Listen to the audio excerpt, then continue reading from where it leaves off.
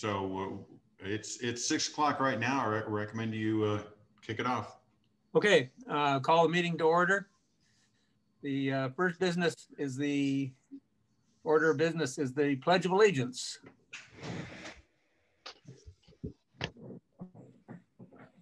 I pledge allegiance to the flag, of the United States of America, to the republic for which it stands, one nation, under God, indivisible, with liberty and justice for all.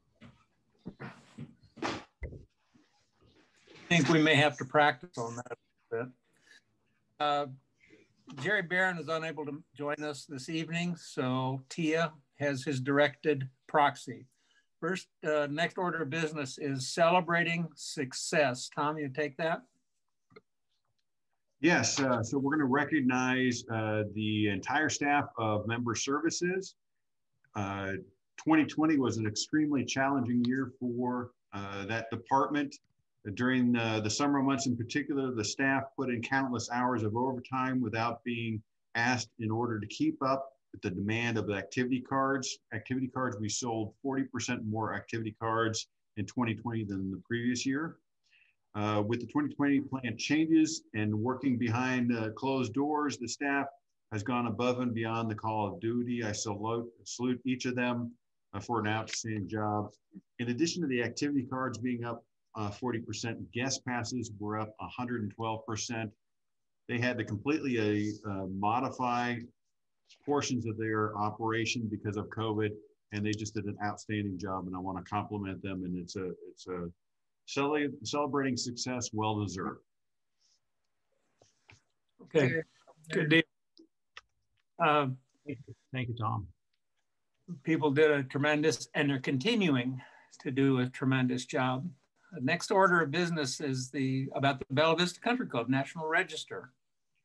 So Judy Griffin, one of our outstanding staff members in our marketing department, took on this project, and on January 20th, the Arkansas Historic Preservation Program named the Bella Vista Country Club as a national registration of historic places. So this is a really nice honor. We're going to be getting a plaque that we're going to be placing out front. And it just goes with the heritage of the building. It was designed by Ife Jones, who founded the Arkansas School of Architecture. So something that we can all be proud of. And thank you, Judy, for your hard work on getting this done. Hopefully they'll get some people in to take a look at it, just because it's a significant structure. So, well, we've already had, we were contacted by an individual that volunteers as a docent at Crystal Bridges and has volunteered to give tours, wants to wait until COVID's all done with.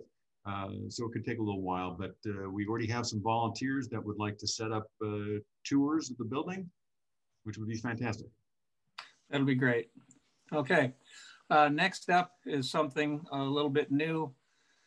I call it the state of the POA. I guess it's the time of the year to review the past year. And I'll probably be reading most of this. So if I don't look up, that's because I'm reading, so I don't lose my place. 2020 proved to be a very challenging yet successful year for the POA. I would like to take a few minutes to touch on the many highlights of the year. With the approval by the membership, January brought the POA the first assessment increase since 2001. This was a significant accomplishment given the many failed attempts over a 20-year period. In tandem with the increase in assessments was the implementation of the 2020 fee schedule, which significantly reduced fees for our membership while simultaneously increasing the benefits. With a 40% increase in the number of activity cards sold, it is evident our membership enthusiastically embraced the 2020 fee schedule. I am pleased to add there was no increase in the 2020 fee schedule to the membership for 2021. And there will be no increase again in 2022. In March, we started to feel the influence of COVID. This pandemic significantly impacted every department of the POA. The number of operational changes that had to get implemented in a short amount of time was staggering. I want to take this opportunity to compliment every member of our POA staff for their continued commitment to providing outstanding service during one of the most challenging periods the POA has ever faced. Their willingness to come up with creative solutions to unforeseen challenges in an efficient and effective manner was nothing short of outstanding. Also, a big thank you to the membership for enduring and embracing the many changes and inconveniences necessitated by the pandemic. From a financial perspective, some departments were hard hit by COVID, such as our restaurants, while other departments, such as golf, saw a 21% increase in the number of rounds played. Our amenities will continue to closely follow COVID protocols until the pandemic has subsided. My compliments to our accounting team for successfully applying for and receiving over $100,000 in state COVID grants. On a different subject, in cooperation with the Arkansas Department of Environmental Quality, we continue to make steady progress on the remediation of the Trafalgar and Highlands stump dump sites.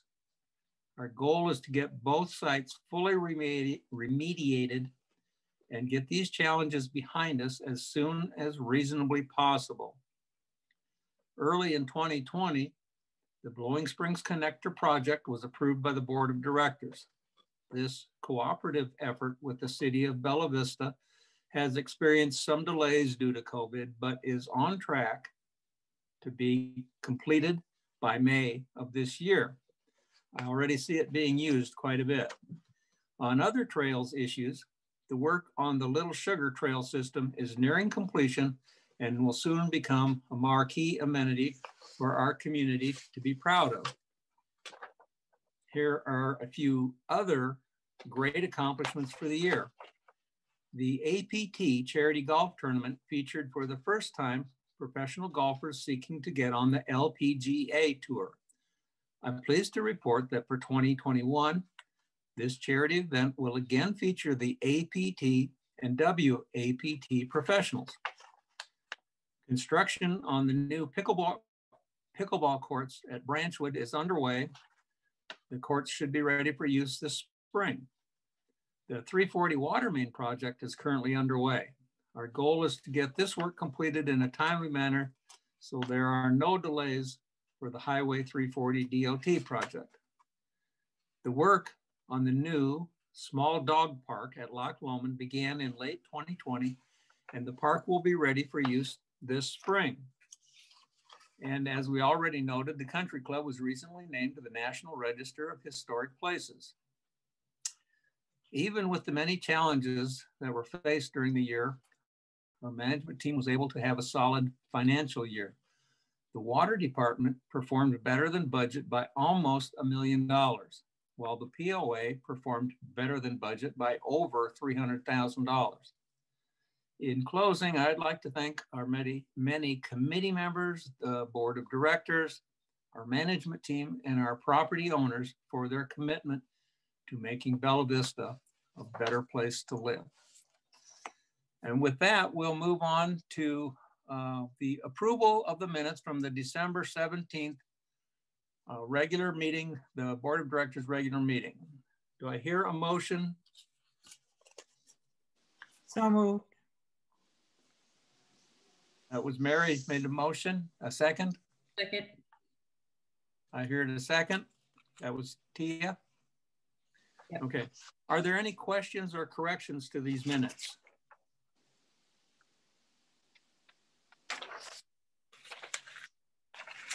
Seeing none, I'll call for a vote. All those in favor signify by saying aye or raising your hand. Aye. I see no dissenting votes. So that's 8-0. The next order of business, approval of the board work session from 1 week ago. I hear a motion to approve those minutes. So moved. Yeah. David Welchel made the motion. A second. Second. Mary seconds. Okay, I noticed one item to change on the last page. The meeting adjourned at 9:10 a.m. It didn't adjourn the same time that it started. It started at 9 and got done by 9:10. So that's the only change I would. Doug, do we need to make a motion to amend that, change it? Yeah, go ahead and do that, David. You can do that. Okay. Somebody move to change that to 9:10. I move that we change the minutes to read 9:10. For a second. I'll second it. Thank you. Any objections to that? Don't let it happen again, David. Well, I know. That's kind of, you know how it goes. All in favor of changing that to 9:10? Aye. Aye. Okay. None opposed. Okay, now we vote on the main motion of approval of the minutes. Correct. All those in favor approving the minutes? Aye. Any opposed? None opposed. Okay, next order of business is Joint Advisory Committee reports. Who is going to do those? Tom, are you handling those? Yeah, I'm going to jump in. So the minutes for each of the committees will be posted to the website, but I'm going to give you a quick update with the items that were covered. For the Lakes Committee, Lake Rayburn at this point is 40 inches down, and they don't plan on refilling this until after April 1st. The Lake Ann sinkhole has been evaluated by the engineering company that we hired, and we are anticipating that we will receive the report from them the middle of February. The Lakes Committee and also the Rec Committee went over special events for the coming year. They made the assumption that all the events would take place, and they kind of just ignored COVID. That way we wouldn't have to come back at a later date. So the Lakes Committee approved the Fishing Derby, the Kayak Demo Day, the Cooper Elementary Field Ecology Day, and the Baker Elementary Field Ecology Day.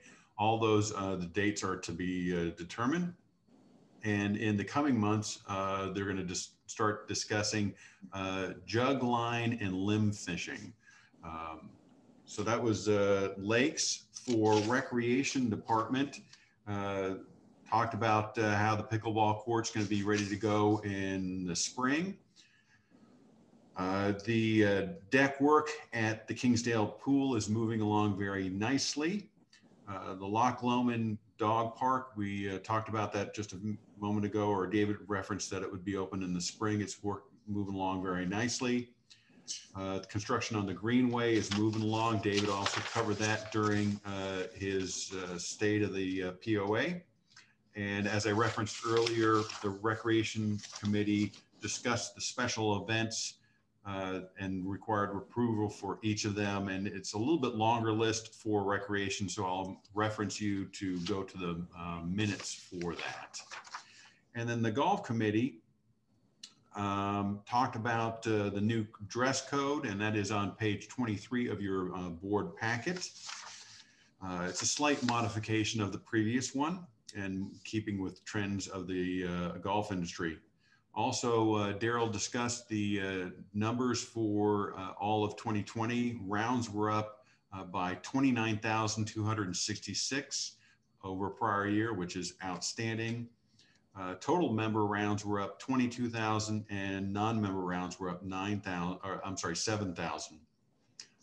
Range balls were up 43,000 range buckets to bring us to a total of 56,000 for the year. So we went from 13,000 last year in 2019 to 56,000 in 2020. So the range was very, very busy.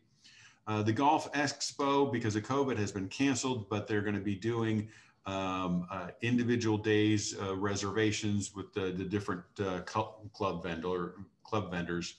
And David referenced this earlier, but coming in June, the 22nd through the 26th, we're going to have the APT and the WAPT event, which is going to be outstanding.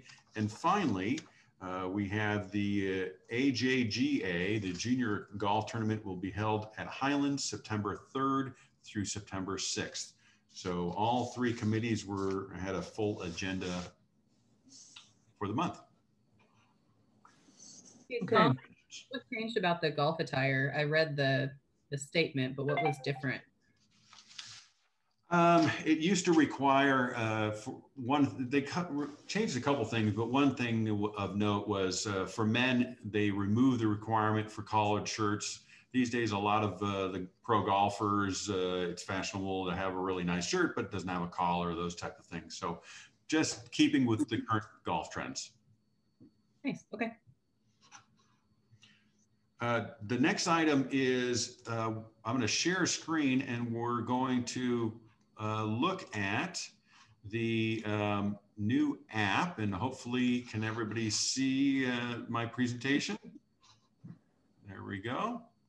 I saw Tia nod her head, so I'm going to assume that you can see that. So the Bella Vista app, we've talked about this, but I just want to reinforce this. This is our first version, and we're making regular improvements to this. This is what it looks like. And to find it, you're going to, on your search menu, you're going to go My Bella Vista. And this is what you're going to see, and you're going to click on it to download it and so forth. And what this features is a list of all the amenities, maps, directions. We have GPS, so it'll route you directly to the amenity, the hours of operation, the contact information, so the telephone number and the email address. It talks about the restaurants. Over here in the corner here says, let's go dining. And you can pull up the menu.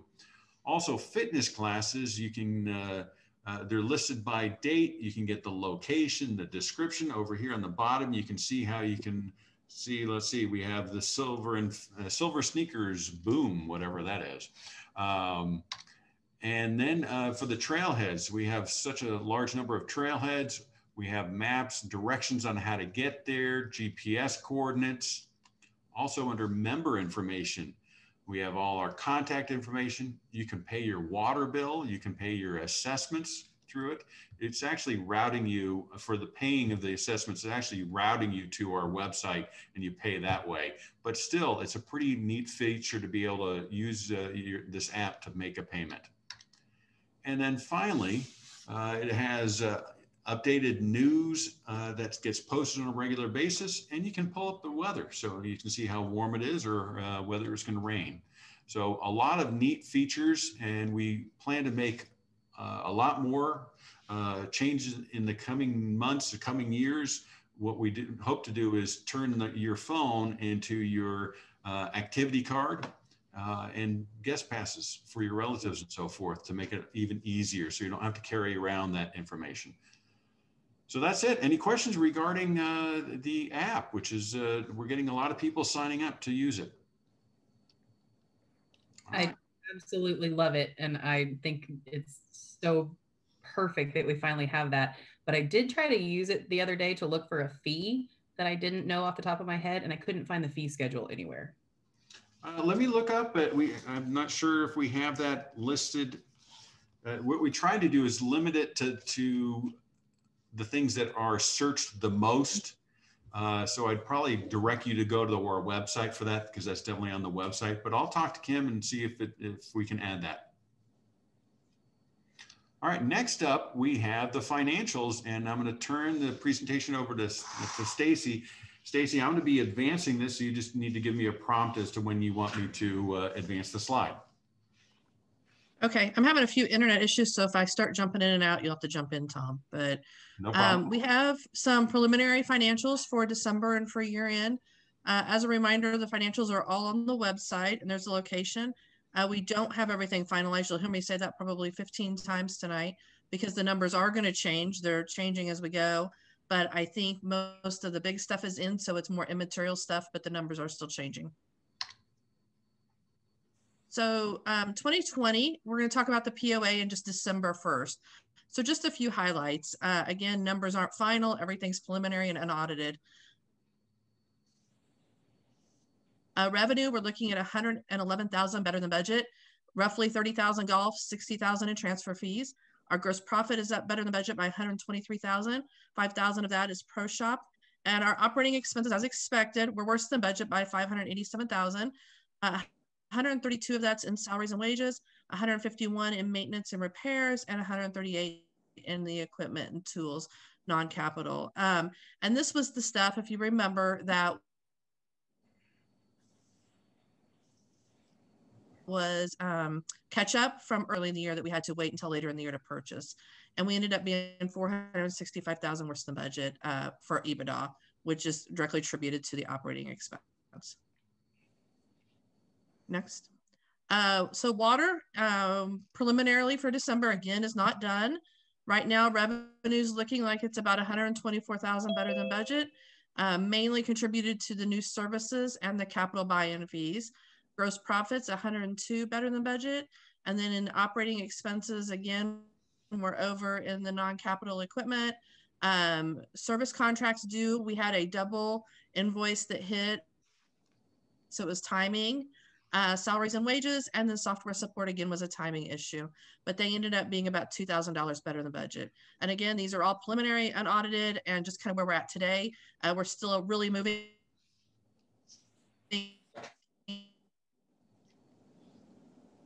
And so I debated even sharing, but I wanted to get, I think I might have lost you. Can you hear me?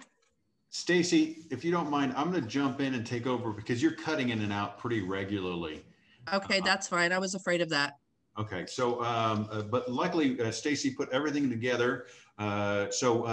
This is year-to-date consolidated. So this is the entire year, and this is both water and POA combined. You'll see that total revenue was better than budget by $1.6 million, with water leading the way, property sales, golf fees, and so forth. Gross profit better than budget by $1.7 million, with 88% of that, our gross margin is 88%. Water sales and connections, F&B margin at 63.6, transfer fees and lot sales. Over on the bottom left corner, you see that expenses were 381 worse than budget.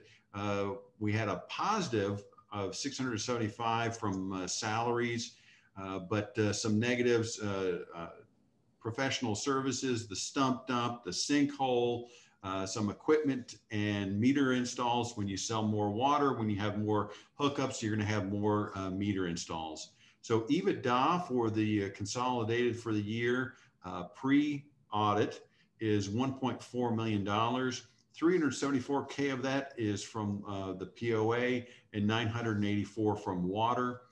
You'll see that this was $3.5 million better than 2019.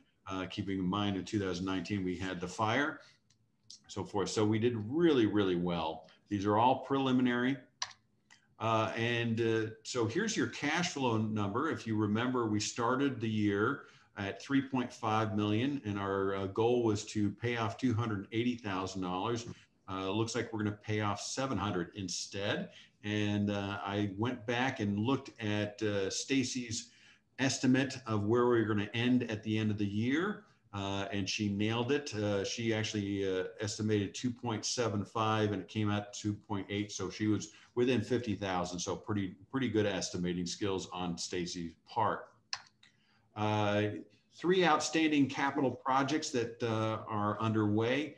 You'll see the water main relocation, the update for our GP Dynamics accounting system, and the pickleball courts. And we had anticipated all of these projects would go into the new year.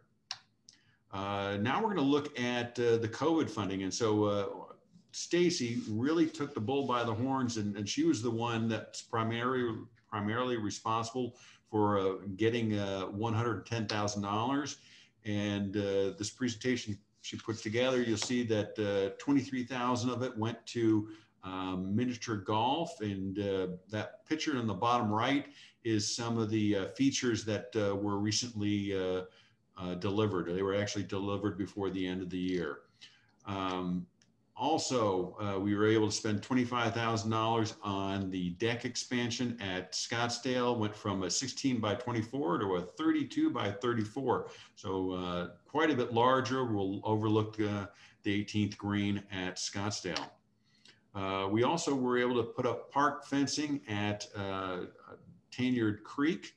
And this has proved to be very successful in controlling where people are parking and not allowing them to park all over the place.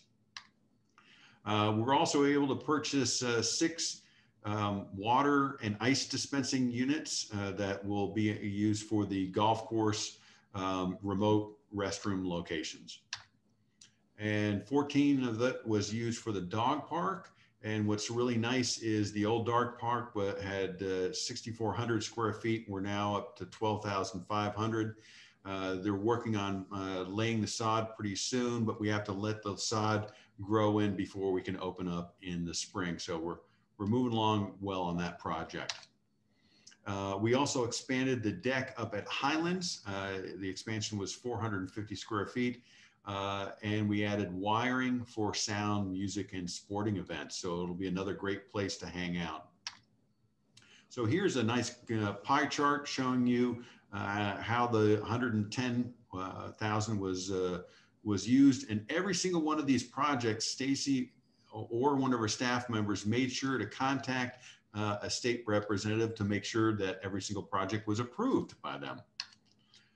Here's some additional things. So she went and asked the senior directors some of their top accomplishments for 2020. So here's a few of them. Legal collections were 104,000 better. We sold 216 lots for $290,000 in revenue. Activity card sales were up by 41%. Guest passes up by 112, boat registrations by 21. And we mentioned earlier how golf rounds were up 29,000 over a prior year. Also, we mentioned earlier how the range buckets were up 43,000 and ended the year at 56,000 buckets. That's a lot of balls being hit. Capital projects, 19 projects closed for a total of $832,000. 71 million additional gallons of water were used this year in 2020. That's attributable to additional growth and additional usage with so many people working from home.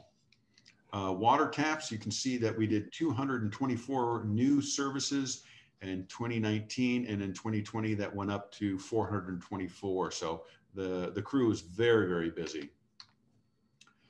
We had a successful 4th of July at Lake Point, even with COVID, 150 people, and we sold out. Maintained a 4-star plus rating at both restaurants.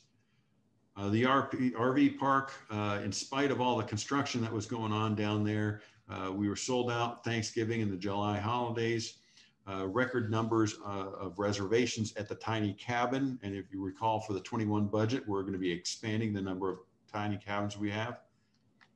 And that is it. So that's your well-run tour. And sorry, Stacy, you weren't able to present it. You deserve all the credit for your hard work. Any questions for me or for Stacy? Tom, do you have a greatest hit that you want to add to the list? I saw the managers put theirs in. Do you have a take from yourself? You know, I would say that I have the honor and privilege of working with the best team that I've ever worked with in my entire career. I'm so proud of every single one of the department heads that I have the pleasure to work with. Looky there, constant professional. That's the best I can come up with off the top of my head. I think you got even more than that happened on that list, plus all the great things that progressed forward with all the discussions we're going to have this year. So in the midst of adversity, I thought it was a good use of the capital. a fine job by the surviving teams. Well, on the topic of adversity, I also want to comment of how quickly and how often we had to change our operations. There was times that we had to make changes within a few hours or a few days to make sure that we were accommodating our customers and providing them with outstanding service, while also changing our operation due to COVID. And now we're getting ready where we're hopefully soon going to be doing the reverse, where we now have to get fully operational. So we're going to be on the opposite or the other side of the coin on that. So I'm very proud of the team and how hard they worked. They definitely did work hard. The moving on from that, the next item on the agenda is last month's open forum comments and questions, or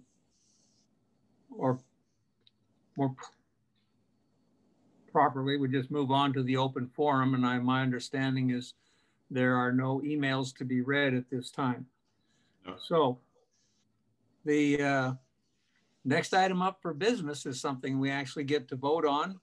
This has to do with the bylaws, Article 5.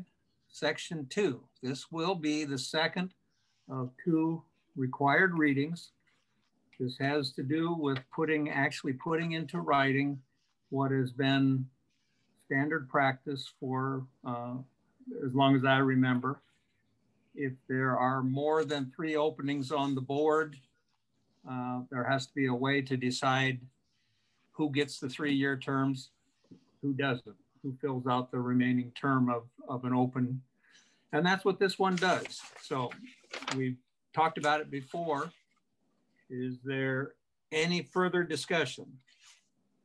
This is on page 25 of your board packet. I'm sorry, I forgot to say that. No, I have it on page 30. I have it on 25. I said 20, okay. 25. It's on 25. That's updated package. Anyway. Sorry. Is there, will someone read that motion for me, please? I make a motion to approve the changes to bylaws Article 5, Section 2 as noted. This is the second of 2 required readings. Thank you, Tia. Second on that? I'll second it. Okay, Mike got in there. He seconded it. Simultaneous. Simultaneous, yep. I guess that would be a second and a third then. Okay, any more discussion? Okay, all those in favor signify by saying aye or raise your hand. Aye. Aye. It is unanimous. Aye. Got it. Okay, next item is the election committee. Tom Throne is with us this evening. He will announce the board candidates and their order of appearance on the ballot. So, Tom, go ahead. Drum roll, please.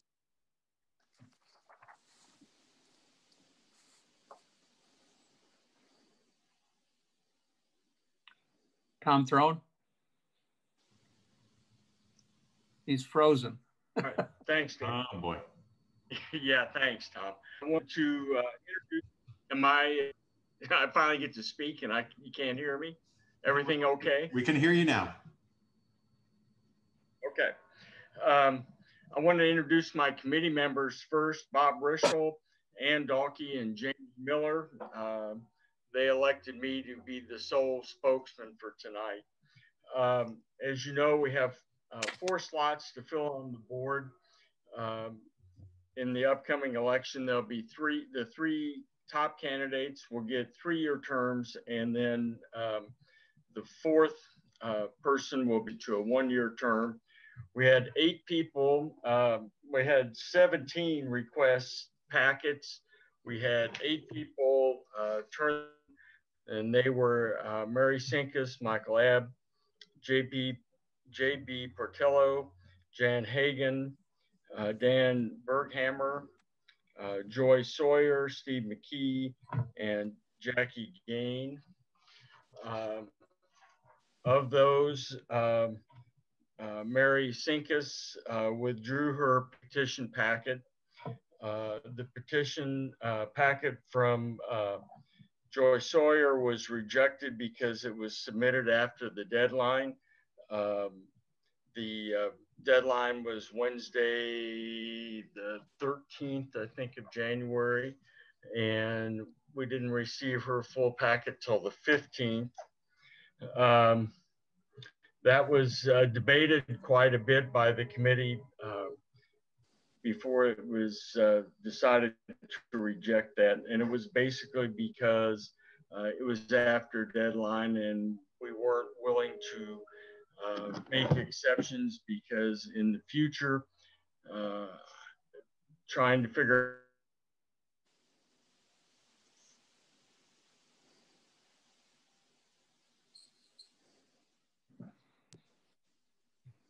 Oh no, the juicy stuff. Tom, you broke up there. Could you back up just a little bit?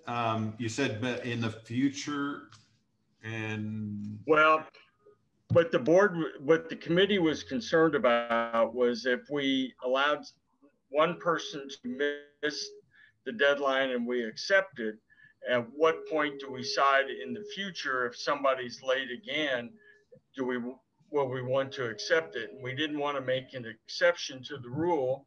We felt that there was enough notice given including 6 email notices. One deadline was stated at the December 10th board meeting, and the deadline was communicated in a January 6th board candidate informational meeting. So we felt that there was enough notice given to make sure that those were placed in.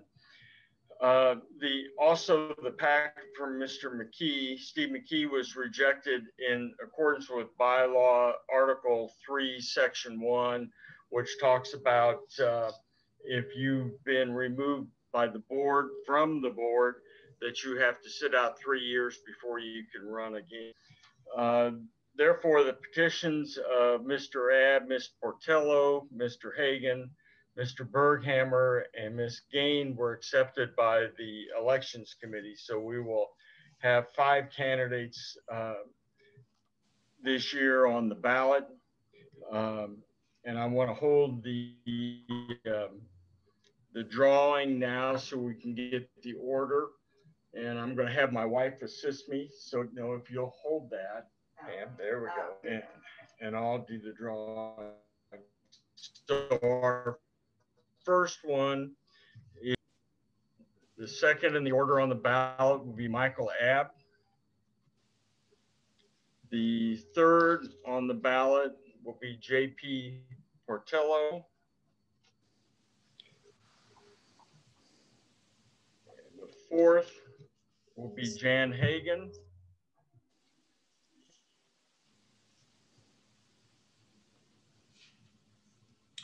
Hey, Tom. Tom, yes, sir. You broke up. Who is number 1 and who is number 5? Number 1 was Dan Berghammer, and number 5 was Jackie Gain.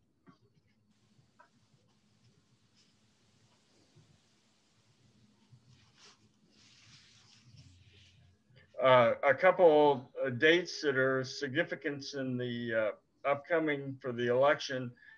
We'll have a meet the candidate event. I'm seeing I'm getting a little instability here.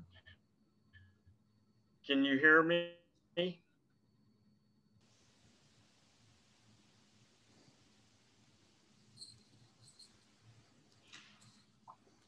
Okay, I think we've lost him, but we do have Am I locked up? Yeah, we have the meet the candidates coming up relatively soon. But was that all you needed to cover, Tom? Well, can you hear me now? Yes.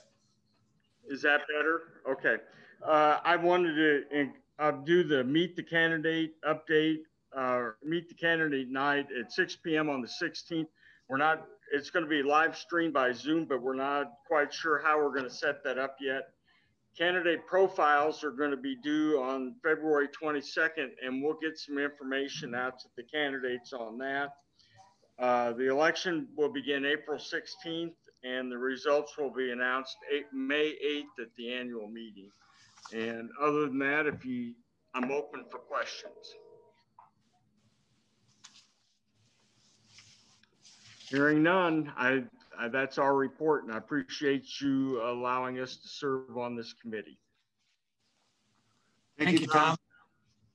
Thank you, Tom. Thank you, and thanks to the whole committee for the work they've done. Next item is a waiver request. Concerns policy 8.03.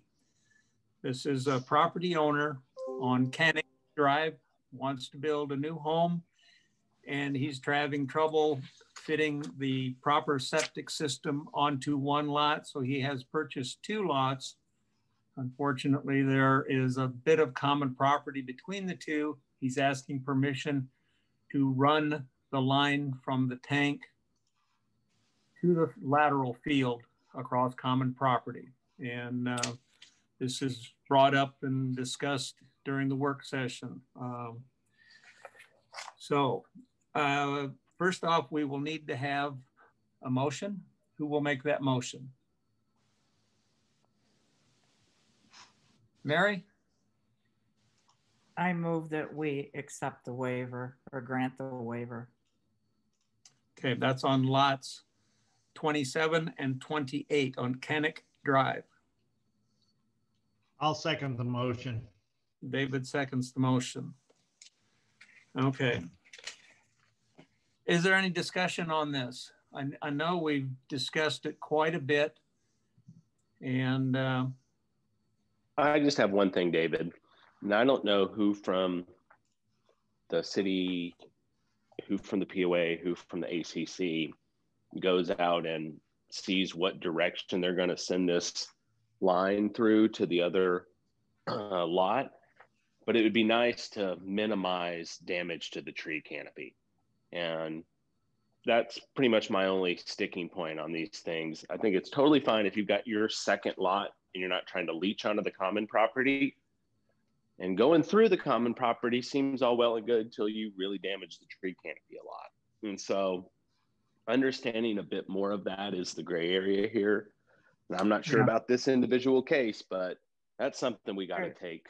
Okay, Mike, if you could see the screen now, Tom has put up on the screen a lot of the 2 lots in question and the pie-shaped area between them. The road is the low spot. The back of the lots away from the road is high. And the trees in that area amount to tall shrubs right along the road. And some of them aren't even very tall. So it's basically a pasture as it sits at this point. So for this instance, there'd be very little impact to the tree canopy. This is on the very extreme west edge of Bella Vista, just a stone's throw from the bypass. So good deal. Well, this one looks good. Not going to hurt the trees on this one. So there you can see the bypass. That's the end of it there, and the continuation of new construction. So it was a concern, and every time these things come before us, we ask a lot of questions. So, okay. That being said, I think we can go ahead and call for a vote. All those in favor of granting the waiver signify by raising your hands or saying aye. Aye for both. Aye for both. That's unanimous then. Okay. The next item of business is something that we changed not that long ago, the appointment of corporate officers. This is for the state. They want to know every year who are our corporate officers, president, vice president, treasurer, secretary, that sort of thing. So it was suggested that we do it after a certain amount of time that the new board members have had a chance to get to know the people. And it used to be done in June. It's now being done in January. So with that, I would entertain a motion to appoint Tom Judson as president, Doug McCash as vice president, Tammy Lloyd as secretary, Roxy Goins as assistant secretary, and Stacy Higgins as treasurer. Do I hear a motion to do that? So moved. Mary makes that motion. A second? Second. Tia seconds it. Is there any discussion at this time? I feel like kind of has to be said every year. This is not assigning two positions to these people. This is just a standard business practice of who has that title on paper. I know a lot of members ask and get a little confused thinking it's a separate position, but it's not. It's the title that we do every year. This is the state designations, not what we call these people, but this is what the state asks for. So this is who they are. So, okay, with that being said, I will call for a vote. All those in favor, raise your hand or say aye. Aye. Aye. Okay, that's unanimous. That brings us to the conclusion of our regular agenda. The announcements are the Recreation JAC Joint Advisory Committee meeting is Monday, February 8th, 4 p.m. That will be Zoom. All of these meetings are by Zoom only. The Golf JAC meeting is Wednesday, February 10th at 8:30 a.m. Lakes JAC meeting is Wednesday, February 10th at 2 p.m. The Board of Directors GM meeting on Thursday, February 11th is at 4 p.m. The Board of Directors work session, Thursday, February 18th at 9 a.m. That one is broadcast to the public. And the Board of Directors regular session for February will be Thursday, the 25th at 6 p.m. That also will be Zoom. And hopefully with the coming of the vaccine, someday we'll get back to getting back in the room together. So it'll come. It'll come. Is there any other business? Do I hear a motion to adjourn? Come on, somebody speak up. David Welchel moves to adjourn. A second? Second. Mike seconds that. All in favor? Aye. Everybody. Hey, it's Thank unanimous. you, David. Thanks, everybody. Thank you, folks. Take care.